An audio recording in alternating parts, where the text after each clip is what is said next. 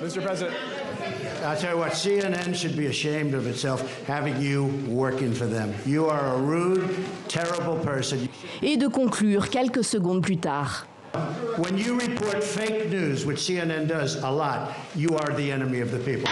Cette femme chrétienne, qui avait été condamnée pour blasphème, est toujours au Pakistan, dans un lieu tenu secret, car son acquittement continue de susciter de vives réactions. Ce n'est évidemment pas la voix de l'ambassadeur, ni même les propos qu'il tient. Mais cette piteuse tentative d'intox révèle bien une chose.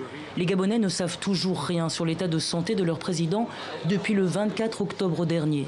Les prévenus, une Italienne, un Suisse, un Belgo-Suisse et 4 Français âgés de 22 à 52 ans. Ils encourent jusqu'à 10 ans de prison et 750 000 € d'amende pour aide à l'entrée irrégulière d'étrangers en bande organisée. La venue d'Olivier Rollinger au Québec a été une belle occasion d'échange avec les chefs d'ici.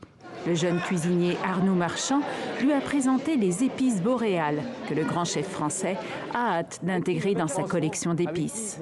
Je pense qu'on vit aujourd'hui un des moments les plus dangereux de l'histoire de l'humanité. Pire que la guerre froide? Pire que la guerre froide, parce que pendant la guerre froide, il y avait des règles. Moi, j'étais diplomate pendant la guerre froide.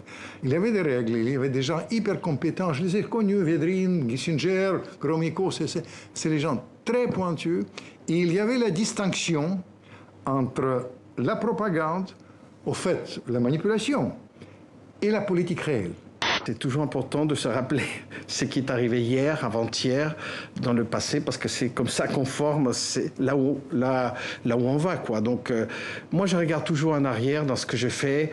Je trouve que la mémoire, c'est une des choses les plus importantes, et c'est important que les traces restent. Le roman, il est infusé par la culture populaire.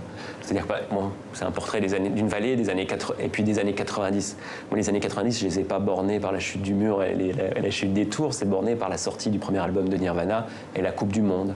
Et c'est ces moments-là de culture populaire, je pense que pour beaucoup, ce sont les bornes affectives de nos mondes. Et c'est ça qui est intéressant.